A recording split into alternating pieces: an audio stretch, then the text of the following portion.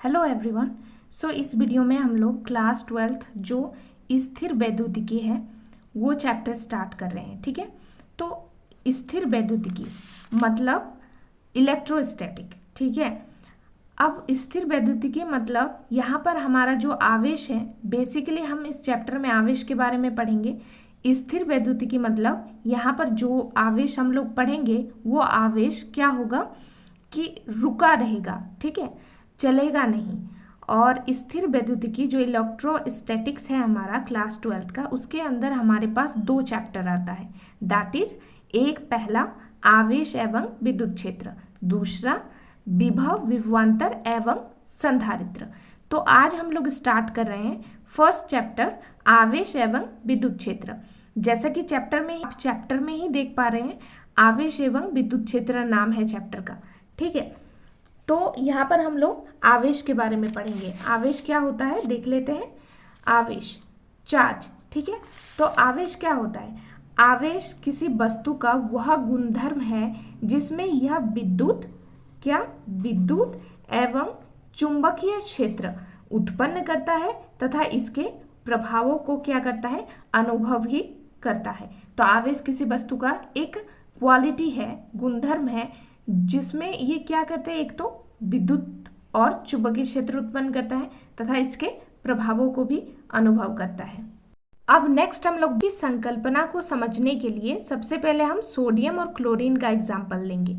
तो सोडियम का हम सभी को पता है परमाणु संख्या कितना होता है, 11 होता है। ठीक है, अब इसका इलेक्ट्रॉनिक विन्यास करते हैं 2, 8 और 1।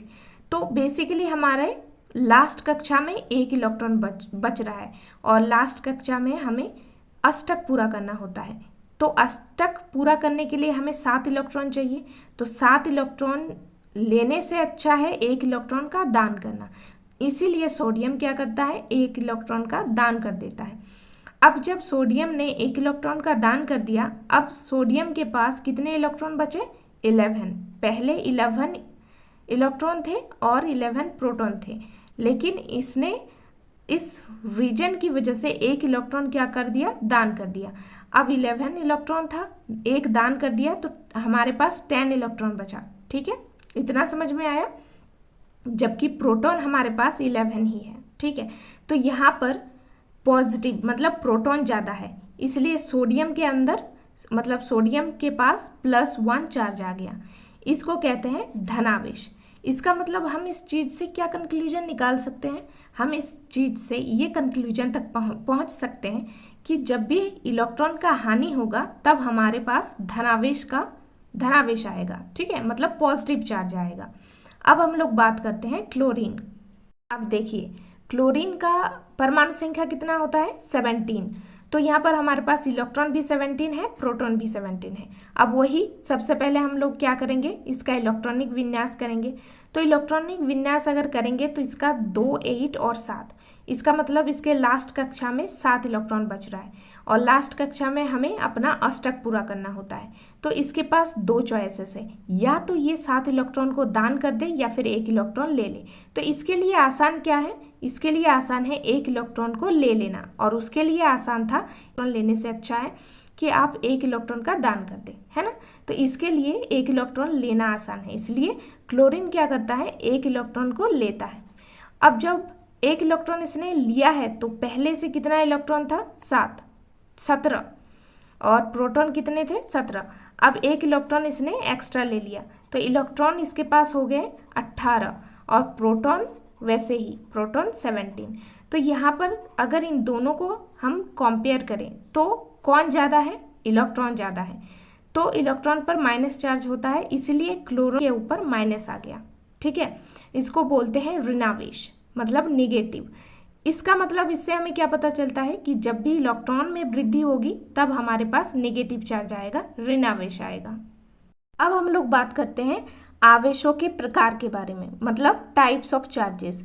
तो हमारे पास 2 प्रकार के आवेश होते हैं, एक तो धनावेश मतलब पॉजिटिव और दूसरा ऋणावेश नेगेटिव।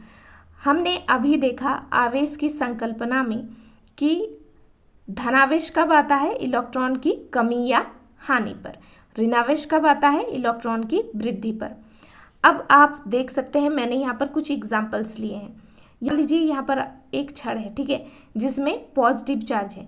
अगर आप इसके पास पॉजिटिव चार्ज का ही छड़ लेकर पास लाते हैं तो पॉजिटिव और पॉजिटिव में, ये देखिए यहाँ पर पहले समझ लीजिए, पॉजिटिव और पॉजिटिव सजातीय आवेश कहलाते हैं, नेगेटिव और नेगेटिव सजातीय आवेश। मतलब सजातीय मतलब एक जैसे आवेश, और इनके बीच क्या होता है, इनके बीच प्रतिकर्षण होता है, ठीक है, इनके बीच क्या होता है, प्रतिकर्षण होता है, ठीक है।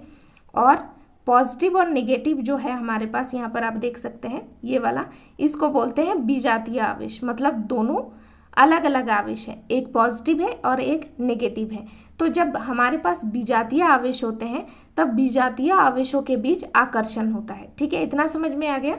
अब आपको ये वाला एग्जाम्पल समझ में आएगा, ठीक है। तो यहाँ पर क्या है, तो जैसे कि मैंने यहाँ पर एक एग्जाम्पल लिया है 2, तो यहाँ पर पॉजिटिव चार्ज है इस छड़ के ऊपर। अगर हम लोग पॉजिटिव चार्ज का ही छड़ इसके पास लाते हैं तो पॉजिटिव और पॉजिटिव क्या हो गए, सजातीय आवेश। और अभी हम लोगों ने देखा कि सजातीय आवेशों के बीच प्रतिकर्षण होता है। तो ये आवेश इसको इस ओर भेजेगा और ये आवेश इसको इस ओर भेजेगा, जिसके कारण हमारा छड़ यूं घूम जाएगा, ठीक है।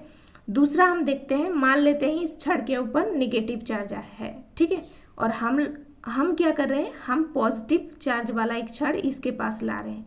तो अब ये इसमें है नेगेटिव और इसमें है पॉजिटिव, मतलब विजातीय आवेश। अभी हम लोगों ने देखा विजातीय आवेशों के बीच आकर्षण होता है, तो ये इसको आकर्षित करेगा, ये आवेश इसको आकर्षित करेगा, जिसके कारण ये छड़ यूं घूम जाएगा, ठीक है। तो ये वीडियो काफ़ी ज़्यादा लंबा हो जाएगा, आप थोड़ा थोड़ा करके ही कॉन्सेप्ट लीजिए।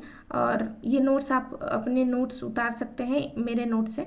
अगर आपको पसंद आती है तो हमारे वीडियो को लाइक, शेयर एंड सब्सक्राइब जरूर कीजिएगा। और अगर कुछ भी आपको दिक्कत आती है तो आप कमेंट कर सकते हैं, और बाकी के नोट्स मतलब फर्स्ट चैप्टर का हम नेक्स्ट वीडियो में डिस्कस करेंगे।